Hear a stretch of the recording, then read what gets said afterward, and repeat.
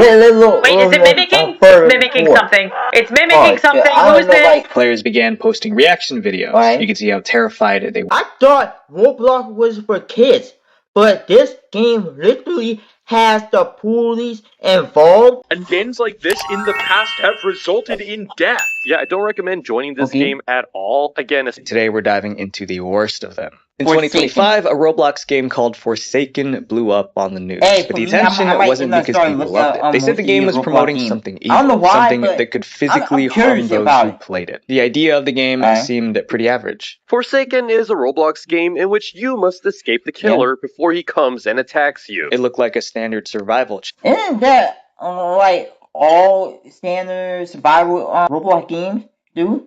Isn't all standard Roblox game is where you have to go and survive the killer, so the killer won't kill you or something? All standard Roblox games do that, right? Am I right? challenge. Run, hide, stay alive. But inside claimed it. At first, players laughed at it. They knew it was all made up, simply part of the game. Then things changed. Some players started saying the Spawnism cult wasn't fiction. They insisted it was real, and they wanted others to join the cult too. It started slowly. Players made videos explaining the cult's What type of cult y'all talking about?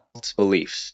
We Spawners believe that if we show our devotion towards the Spawn, this Roblox symbol, They gave orders and expected their followers to obey. They performed rituals around the Spawn symbol, expecting it to give them powers of reincarnation. New members were told to prove their devotion. At first it was simple. They had to post pictures of the Spawn symbol and type messages praising it. Then one of the cult leaders named Chesbull took things to another level. Who uses Spawnism to get young people to do bad things. He told his followers that pain was the true proof of loyalty. He encouraged them to carve the Spawn symbol into their skin and then post the results online. Here's an even bigger problem. Many members were very young. They joined for fun and now they were scared. Some left immediately. Others stayed convinced the cult could truly give them a second life. Luckily, a screenshot of Chesbull's crazy Discord messages leaked online. That's when the world finally realized the danger. The fictional cult from the game was now harming real people in real life. Within days, media outlets picked up the story. They called the situation dark and depraved.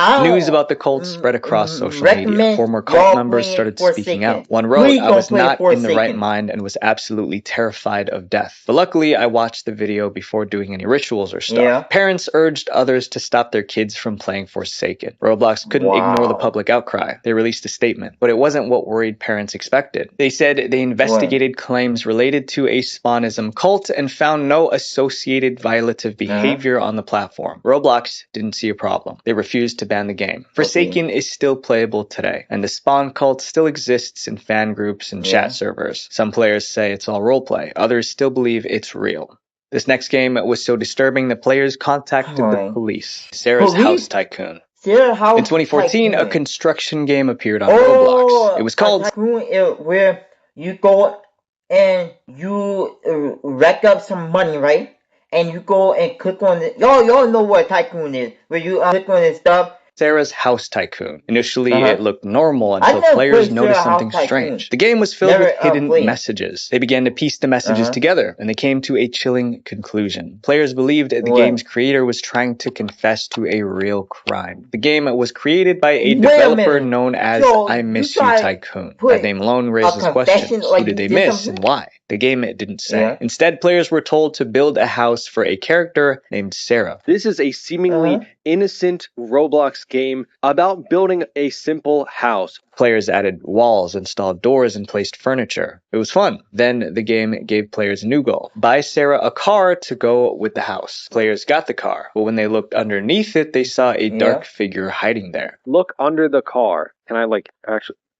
What the hell is that a person? I'm sorry. I got the jacket. Bro, I'm not sponsored anything. Alright? The jacket not really sponsored by anybody.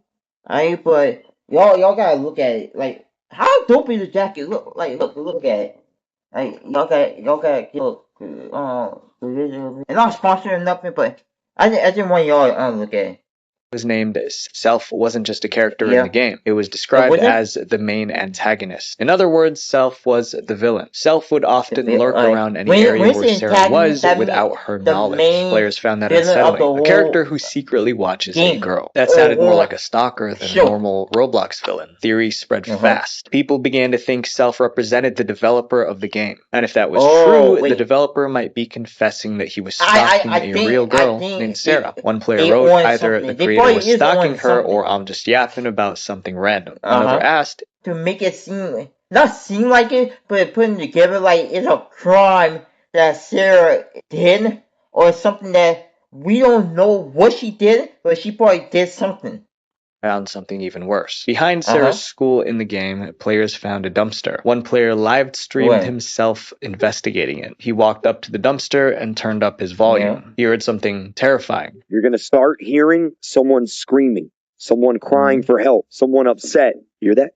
Muffled screams were coming from inside the dumpster. Players believed the screams belonged to Sarah. After that, players began to ask another question. If this game was really a confession from a real stalker, then who was Sarah? Was a girl with that name actually missing in North Carolina? Reddit users began digging through real police reports. They searched for missing girls named Sarah in North Carolina. They found one case that matched the clues in the game. Her name was Sarah Nicole Graham. She disappeared in February 2015. Her family said she left their home in Fairmount, North Carolina, early that morning to go to work. She never arrived. Police believed someone close to her probably knew what happened. Most of the people we have interviewed have been cooperative.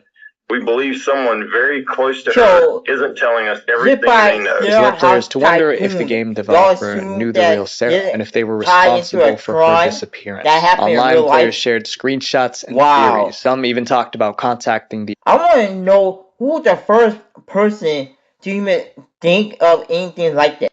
That was my thought process of the whole situation. The FBI. They believed the game could be the key to solving the case. At the same time, they all tried to figure out who created the game. One rumor pointed to a YouTuber named Systix. I'm pretty sure that the developer all along was Systix. Because if you go to their YouTube channel, as you can see, they make a lot of analog horror videos. The rumor went viral, but it was never confirmed. Systix never admitted to creating the game, so the developer's identity remains unknown. Here's what we do know. The game is still online, Sarah Nicole Graham is still missing, and players still believe the game is somehow connected to Sarah's disappearance. Up next is a game that used science to scare people. Russian Sleep Experiment.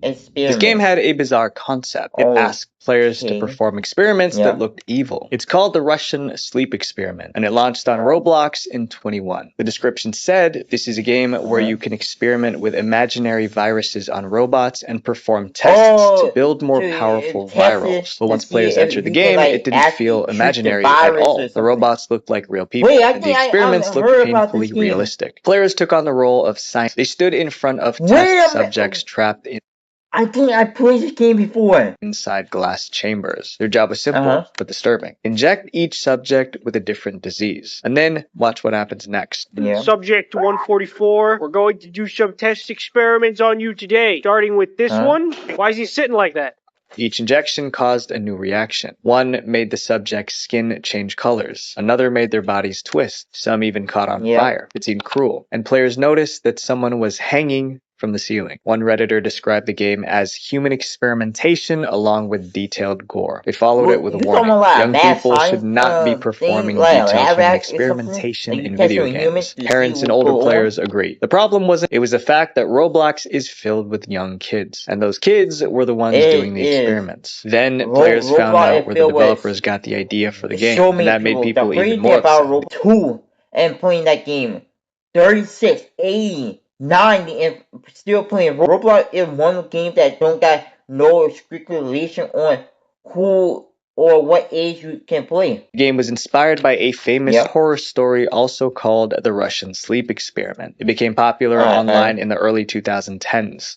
The Russian Sleep Experiment is the terrifying tale in which 5 people are kept awake for 15 days and the horrifying effect it had on their minds and bodies. 5 prisoners were locked in a chamber and given a gas that forced them to stay awake for 15 days straight. As time passed, their minds broke because of the sleep deprivation. They became violent. When scientists finally opened the chamber, the prisoners were unrecognizable. That horrifying tale was turned into a Roblox game, and people didn't like it. Someone commented that the game showed brutal acts of crimes against humanity. Another asked, how is this game allowed? The complaints continued. Eventually, Roblox had to respond. In 2022, Roblox removed the game without warning. Players who bought Game Passes logged in to find it was gone. But most people understood why. One user summarized it this way: Roblox really doesn't like anything that resembles human testing. Today, the Russian sleep experiment is gone from Roblox, but very disturbing gameplay videos are still all over the internet. This next game was so disturbing that it made people cry. Steal a brain rot. In 2024, a Roblox game made kids cry so loudly their parents thought they were physically hurt. The game was called Steal a Brain Rot. Players had one goal: collect digital characters called brain rots. So in this game, you basically come to the center here, kick a brain rot, like this guy, and he'll walk to your base. Brain rots were the most valuable thing in the game, but there was one unique rule. Other players could steal them if you weren't careful. The biggest twist about this whole game is that you could steal each other's brain rots. The rule caused chaos in the real world. Kids had meltdowns over stolen brain rots. It was such a big deal that one mother wrote a blog post about it. Is stealing a brain rot destroying my child? She described a terrifying... Wait a minute. Before he even finished that sentence, why? Like, how steal brain rot destroying kids? But yeah, I get it.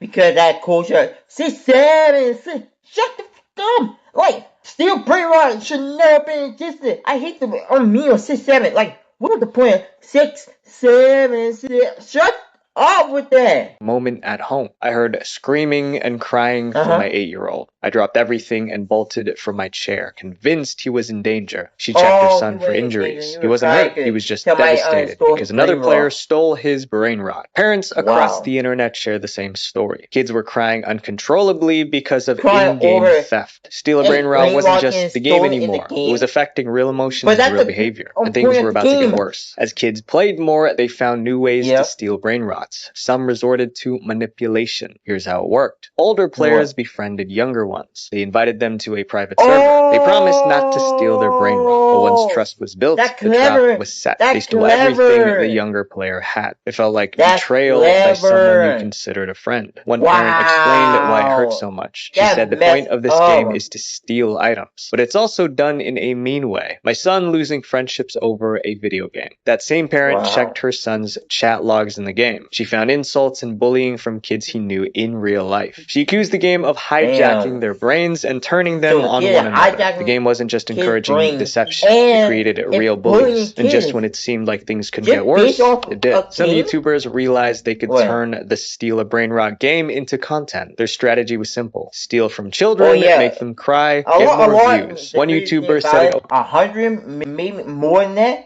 that are making Steal a Brain Rot into an actual money-making YouTube content. Like that crazy. I never done that. Today we are once again playing Steal a Brain Rot, but this time we have one single goal: make as many children cry as possible. He targeted young players with expensive brain rots. Then he stole from them on camera. Kids begged him to give them back, but he didn't. Oh, he said in the chat, please don't steal my stuff. I worked so hard to get it. Children logged off in tears. Their misery became viral content. The comments under these videos were divided. Some viewers wrote that it was sad and mean, while others said the kids deserved it. The controversies about Steal a Brain Rot kept growing. Parents decided they couldn't let this continue, so they banned their kids from playing the game. Despite the controversy, Roblox didn't take any action. Steal a Brain Rot is still on the platform, and children are still crying over stolen brain rots. Up next is a survival game with serious consequences. 99 Nights in the Forest. 99 Nights in the Forest was a survival game that felt too real. It dropped players into a dark forest at night. They had to chop trees, build fires, and protect themselves from danger. But soon, players realized it was far more disturbing than your typical Roblox game. Some even believed it crossed into something demonic. The first issue was the deer. It stood upright like a person. Its eyes glowed red, and whenever it saw a player, it attacked. Weapons were useless against it. Players panicked as it chased them. My goodness! This deer's crazy. But the deer wasn't the only evil creature. The game also had a Wendigo demon, a ram demon, and an owl demon with red eyes. For some players, it felt like a direct connection to the occult. Then came the rituals. Every few nights, drums echoed through the forest. Dark figures in robes gathered around the campfire. They wore deer antler masks that hid their faces. They have the drums playing. It's also a cuts. But why? I'm confused why the mask. Like, what the issue with the deer antlers and the mask? Like, what y'all trying to do? Like, right? Like, tell me down in the comments y'all ever play this game, cause I didn't even play it. I definitely do. The deer sometimes appears with them. Very creepy. There was even a part where cult members can ambush you and perform a ritual sacrifice in the name of the deer monster. To many, it looked like devil worship unfolding inside a kid's game. Parents started to worry too. One mother said the deer gave off a dark energy. Another parent noticed their child acting strangely after playing. And then people learned the worst part. This evil game was based on a true story. Right before the game loads, a message flashes on screen. When you join 99 Nights in the Forest, it says it in red that this game is based on a true story, but some details have been changed. Players wanted to know more, so they started searching for the real story. Eventually, they found a news report from May 2023. A plane crashed deep inside the Amazon jungle in Colombia. Though the 3 adults on board died, the 4 children aged 11 months to 13-year-olds survived. Hey, I only saw 99 that in the forest from a YouTuber named Shane Plays. Oh, it wasn't Shane Plays, it was Buffers, it was something like that. And they did a video of that. And I didn't even notice that they actually recreated the true story of it.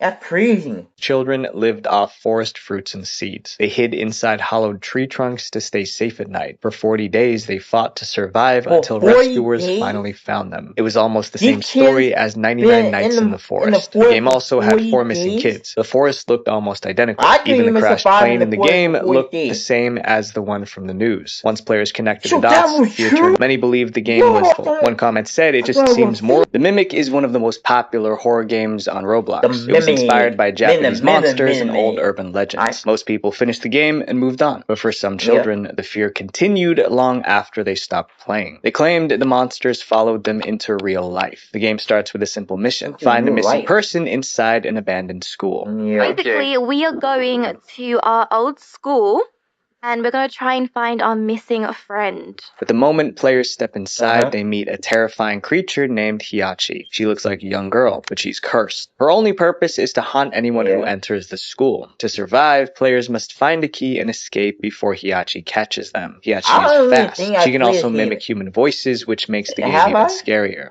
Wait, is it mimicking? It's mimicking something. It's mimicking something. Who's this? Players began posting reaction videos. You could see how terrified they were. Those clips went viral. But when parents saw the reactions, they felt Hiachi was too disturbing for a game. In August 2022, a mother posted this warning on Facebook. She wrote, "Roblox has a new game called The Mimic. It is completely diabolical to my eyes as an adult." She said the game felt dangerous. She even called it evil. Another parent shared something more alarming. Her daughter became so frightened of Hiachi that now when she closes her eyes, she sees the creature. The child believed Hiachi followed her everywhere she goes. These warnings spread fast. Screenshots appeared in parenting groups all over social media. The fear became a digital wildfire. But even after parents begged Roblox to step in, the Mimic was never removed, and millions still play it today.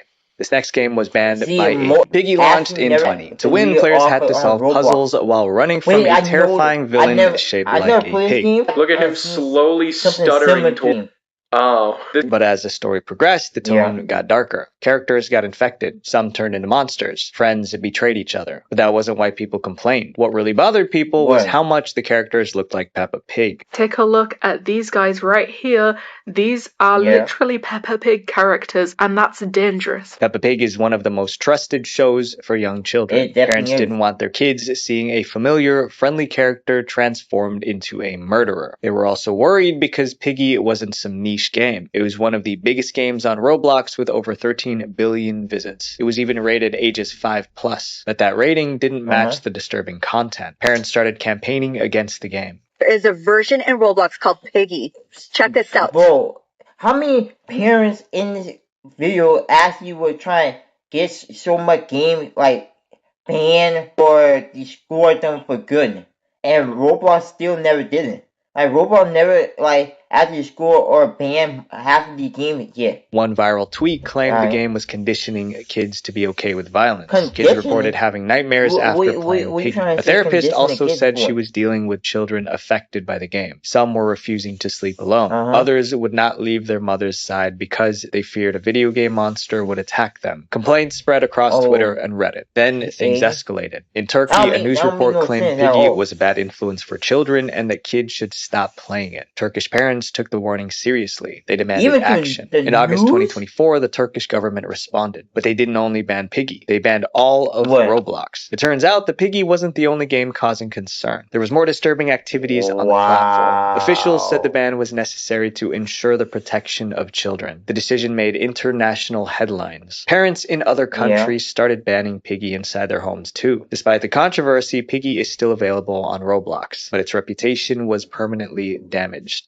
The internet moves fast, and so do the games on it. Today, platforms. If you look at a certain game, some game rating is so low. Rating is like the star level of them, and some of these games rating is so low because it's disturbing, and the parents just go and scream with most of these. Like Roblox let millions of kids play without enough oversight. My friends, it's up to us to protect the next generation, not by banning everything, but by guiding these kids to make smarter choices. Visual Venture.